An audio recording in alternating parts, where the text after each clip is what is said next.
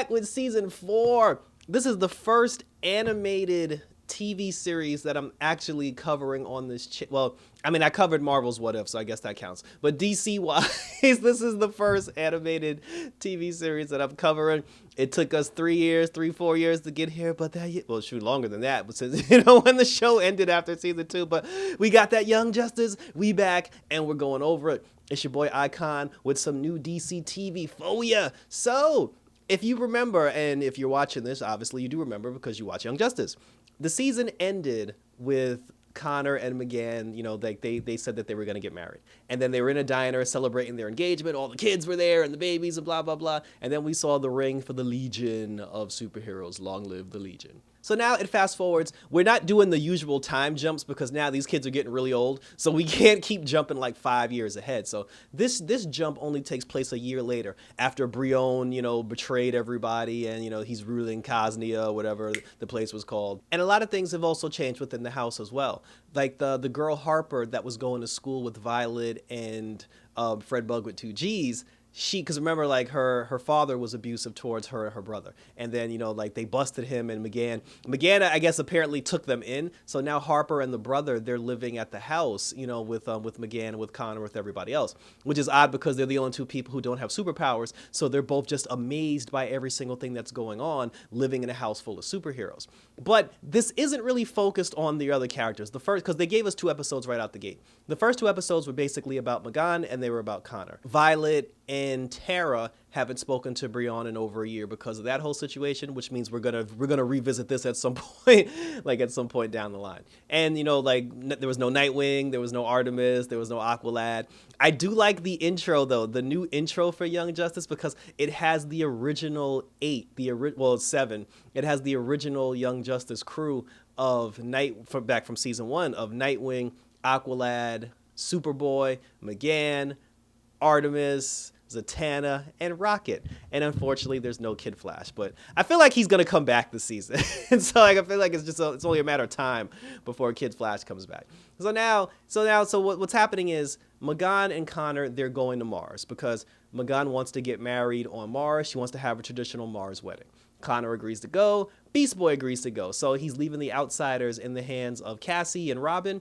Well, no, Robin's not a part of the Outsiders. He's leaving them in the hands of Cassie, and he's going to go for 3 months to Mars with Superboy, with Jean, the bioship, and McGann. While they're on their way to Mars, because they said it would take them a month to get to Mars, Beast Boy is being very, he's being, very aggy. He's kind of being a nuisance. He's being grumpy. He's being grouchy. And he admitted it because he was just being cooped on this bioship for a month. He's like, it's kind of like draining. Like, it makes you go crazy. So they get to Mars now. And now that they're on Mars, everybody has to adapt to Martian culture.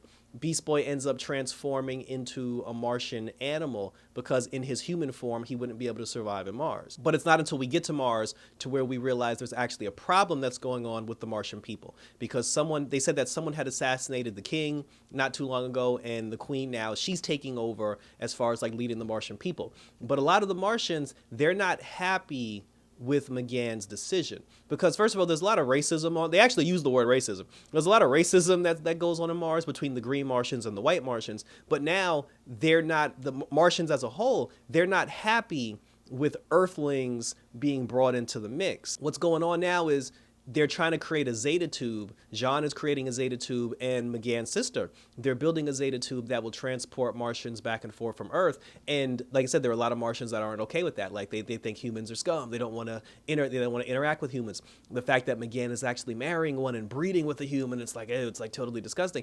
And everybody's making their presence felt. But there are a lot of people that love it because because they do get Earth TV shows on Mars. They get Earth news on Mars. They know about the Outsiders, and because they can all shapeshift, a lot of them turn, they shape-shifted and turned into their favorite, like superhero characters. They saw Superboy and, Beast Boy, and everybody, they were just like, oh, you're the Superboy, and you're the real Beast Boy, and blah, blah, blah. And then there was some Martians that were hiding in the cut, and they tried to brain blast Superboy, and then McGann stepped in, and then she blew him back.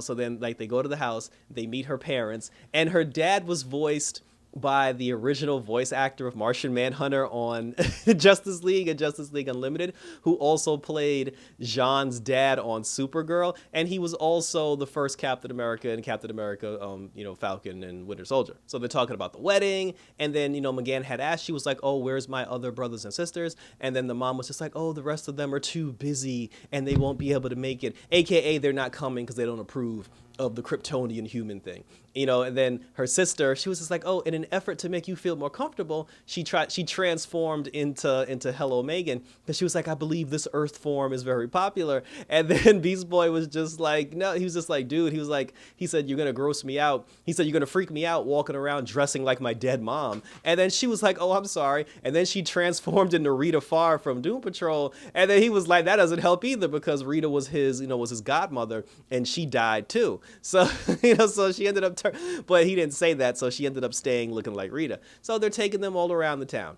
Like I said, while they're talking to the parents, somebody threw some stuff at her house. They spray painted like racist slang all over their house walls. And then, McGann came up. McGann was just like, "Yo, I'm sick of this bullshit." She came outside. She scared everybody. She blasted everybody. And there was a word that got used when they saw Superboy. And then, and then he asked him again. He was like, "What does the word mean?" She was just like, "Oh, it's a horrible word that's used in Martian language." And she said it's very similar to another word that's used on Earth. And I'm like, we dropping the N-bomb now up in here. I'm like, oh shit.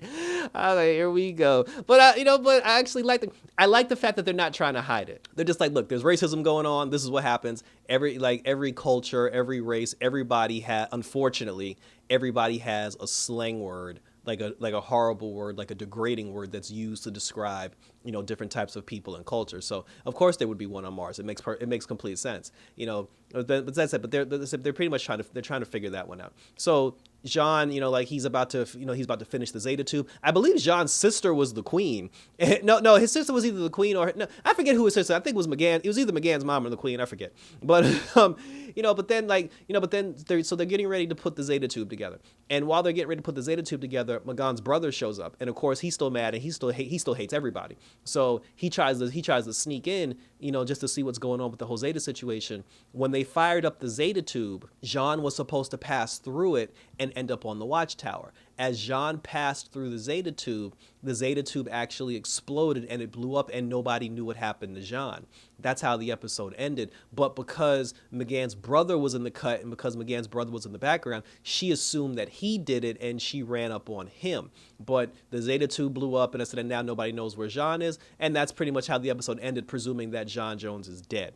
So interesting. Like one of the things that I thought was very interesting in the episode was Superboy was acting like a complete ass throughout the entire thing. And I'm questioning now, is it just him being cranky? Because he's like a little overly aggressive. Like he's very overly angry. And I feel like his anger is due to the fact that because he's on Mars now and because there are Martians that have because everybody has psychic abilities, I feel like some of those bad Martians, the racist Martians, they got into Beast Boy's head and they're forcing the anger out of him.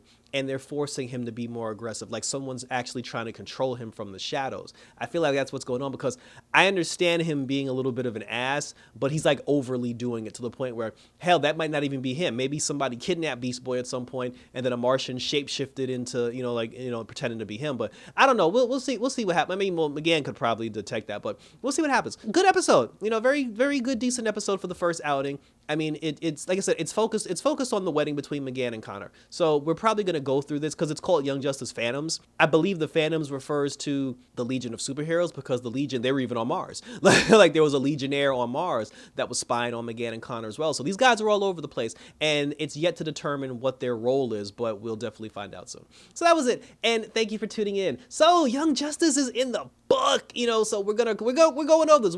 No matter how many episodes we get, we're doing all this Young Justice. We're doing all this DC TV. That's what I'm doing, like 9 shows right now. But we gonna get it done because it's all about that DC TV, baby, and DC content, movies, etc. So check us out. Definitely check out the Tacos and Geek podcast. Link will be in the description, where myself, Nadia, Sean, and Justin discuss the DC fandom. Hit me up on Twitter. Hit me up on Instagram so we can talk about Young Justice. Share your thoughts, questions, theories, comments, and or concerns. And let's keep this DC madness going, everybody. Thanks for tuning in. So for Young Justice, until next time, take care. And I'm out this...